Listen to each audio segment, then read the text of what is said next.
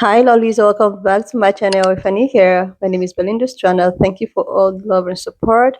Don't forget to please subscribe to this channel, turn on notifications so that anytime I upload videos, you'll be the first person to be notified. To my returning subscribers, to those people that share my videos, leave commentaries, and also educate each and every one of ours. You guys are the real MVP. So, lollies, I came across this video on my For You and I thought to share where some real pan-colored people actually came out to review the way at which I have actually, succeeded in keeping people that looks like me poor in order for them to become, wealthier, richer, and all of that. This has to do with everything that is happening with, African people, Burkina Faso, and Black people entirely. I'm just going to roll the clip as well as some of other stitches I was able to put together. Please leave me your own thought in the comment section of what you think of this video, and please do not forget that we do not support any form of bullying and harassment. Okay, so let me educate you people. Just before you start wondering why Africa is this, why this is that, why things are not working in Nigeria, why things are not working in Ghana, why this, why that, okay? Here is the reason. We work many different ways, but perhaps the most common is that we will identify a third world country that has resources our corporations covet, like oil, and then arrange a huge loan to that country from the World Bank or one of its sisters. However, the money never goes to the country. Instead, it goes to our own corporations to build infrastructure projects in that country, power plants, highways, industrial parks, things that benefit a few rich people in that country, as well as our own corporations, but do not help the majority of the people at all. And yet the whole country, is left holding a huge debt. And it's such a huge debt they can't possibly repay it. So at some point, the economic hitmen go back and say, you owe us a lot of money, you can't repay your debts, so give us a pound of flesh. When I failed to bring them around, to get them to accept these loans, to get them to put their countries into servitude, then I knew that standing right behind me were what we call the jackals. And these are people who overthrow governments or assassinate their leaders. And both Jaime Roldos of Ecuador and Omar Torrijos of Panama were assassinated by CIA-sponsored jackals because I failed to corrupt. Eric Dean Prince is an American businessman, a former U.S. Navy SEAL officer, and the founder of the private military company Blackwater. This man has made some quite astonishing remarks about Africa and some other countries, which is quite shocking. Let's watch this video. I will be right back. All this talk of illegal migration in Europe, in the United States, it ultimately comes down to a contest of what is governance. Who is governed? Which countries are governed well? And if so many of these countries around the world are incapable of governing themselves, then it's time for us to just put the imperial hat back on to say, we're going to govern those countries if you're incapable of governing yourselves, because enough is enough. We're done being invaded. Because our own national security risk is at stake. Exactly. National security interests are at stake. You can say that about pretty much all of Africa. They're incapable of governing themselves and benefiting their citizens because the governments there are all about looting and pillaging and lining their pockets and going shopping in Paris instead of actually making their country better. People on the left are going to watch this. They're going to say, wait a minute, Eric Prince is talking about being a colonialist again. Absolutely. Yes. Enough. Because if you go to these countries and you see how they suffer under absolutely corrupt, made-up governments that are just criminal syndicates, the people of Africa, the people of Latin America, a lot of them deserve better. Now, some countries are really getting it together. Look at what El Salvador did. Bukele, murder capital of Latin America, he said, no more. Now El Salvador is safer than Prince William County. And he took just south of Washington, D.C. He put all the MS-13 guys in prison. Ecuador, about to do the same thing. New president there. The previous presidential candidate had been assassinated, but new guy gets elected. He announces he's contracted with the same building contractor that they built the prisons in El Salvador, going to build them in Ecuador. The prisoners there, the cartels revolt and try to take over the capital. in Ecuador a couple weeks ago. So it's not all bad. There's some great governance.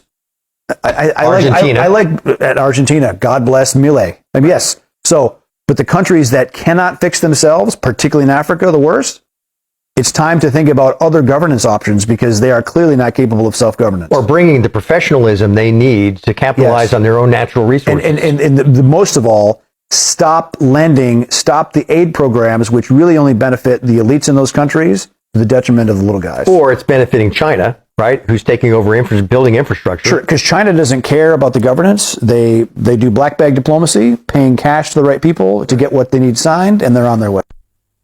Some leaders or some African leaders has made these people talk anyhow to us. They sometimes think we are some idiots in African continent. We don't have brains. We don't know how to think for ourselves.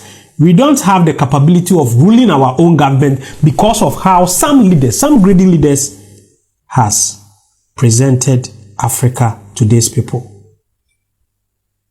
The first thing to recognize about South Africa is that black people are not the original inhabitants of South Africa.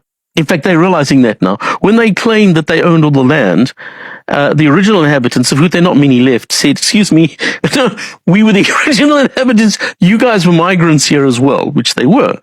Okay, so the original inhabitants of Southern Africa are called the Khoisan. In the West, the Bushmen are Khoisan. Hottentots are Khoisan. But you can't use those words anymore. You now have to call them Khoisan. And they were the inhabitants of the whole of Southern Africa. So the whole of South Africa, at one stage, were Khoisan. The black people originated in what is now Cameroon. So the guys coming down from the north, who are called the Bantu, it's called the Bantu expansions when black people came out of the Cameroons.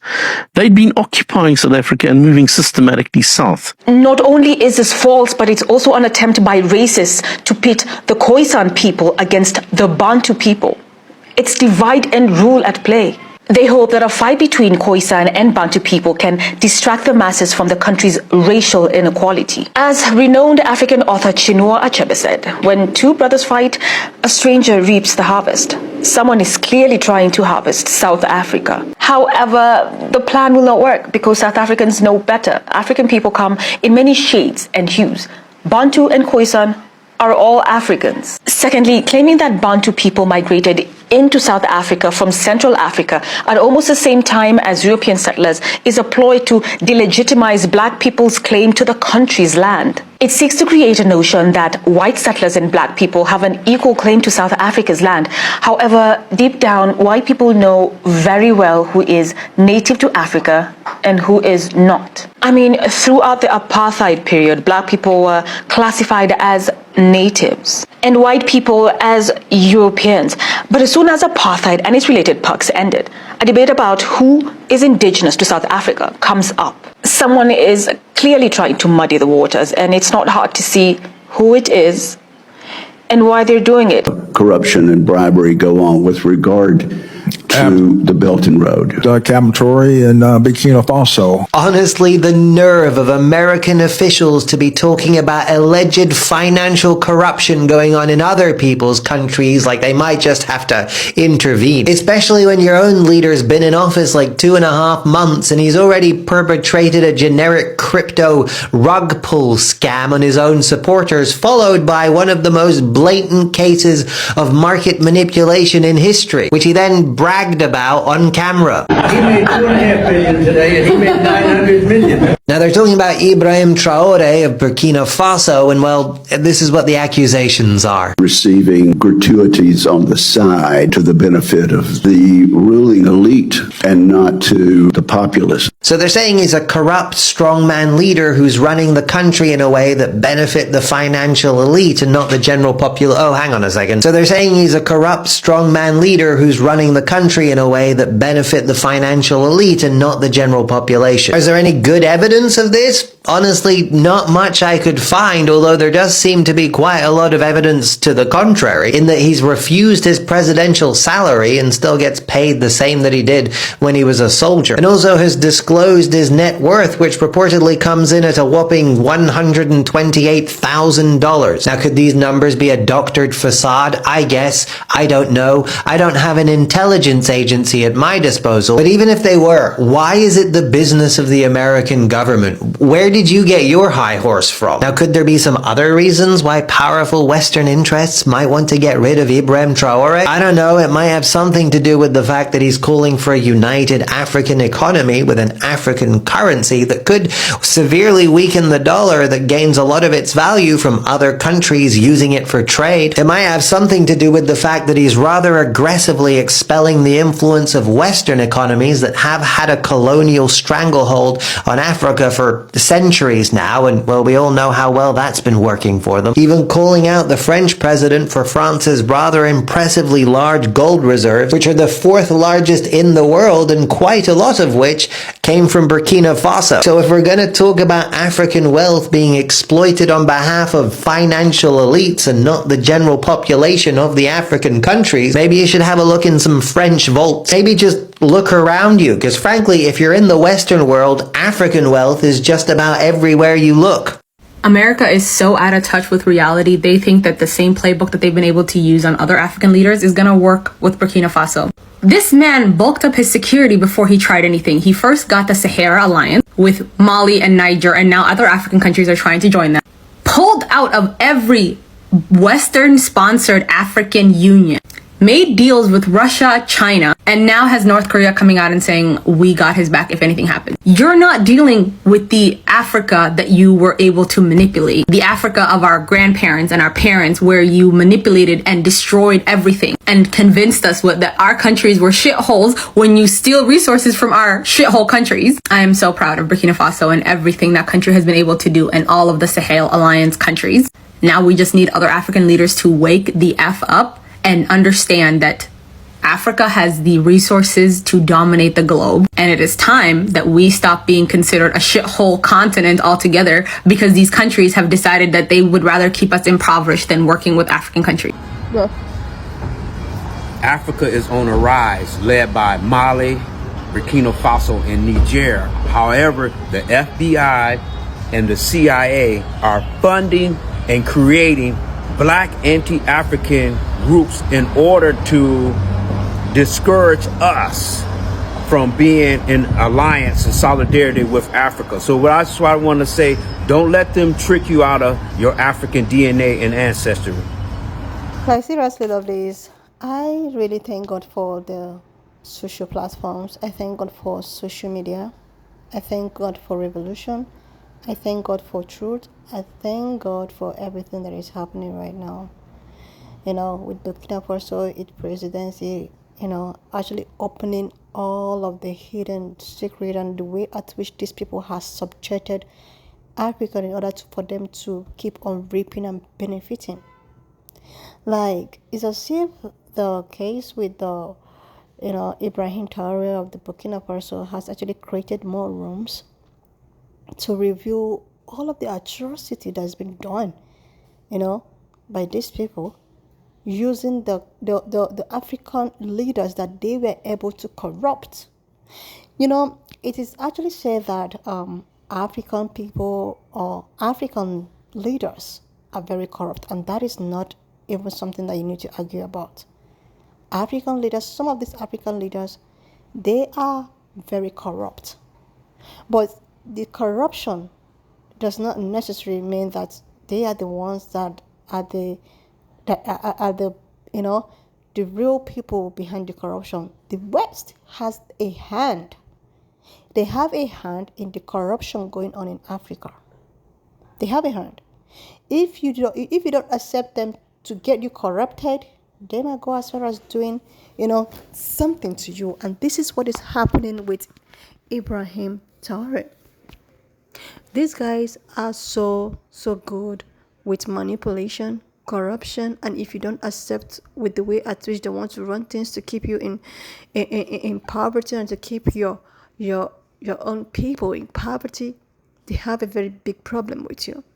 They will even go as far as to give you their own sisters for you to get married to. Just let's take for instance the other is a Cote d'Ivoire that is married to a French woman. They will keep a French woman, a you know, a pan-colored person closer to you in order to keep on raping you. It's as if they don't know what they are doing. As if they don't know what they are doing. Like Ibrahim Traore is actually an eye-opener, and I like the fact that with him, every other African nation is rising up to their feet. Every other African nation does not want to be, ripped up of their God-given resources. Just imagine a man who decided that he was going to be for his people and only for his people. He gave free education from primary, from any level. He gave free, something that you can actually count number of presidents that have done that to each citizen. Instead, some presidents are even trying to deport their own citizen. But this man right here is trying to create a very conducive environment for its own citizen. But what did he get in return? He was accused of trying to keep some, gold for himself.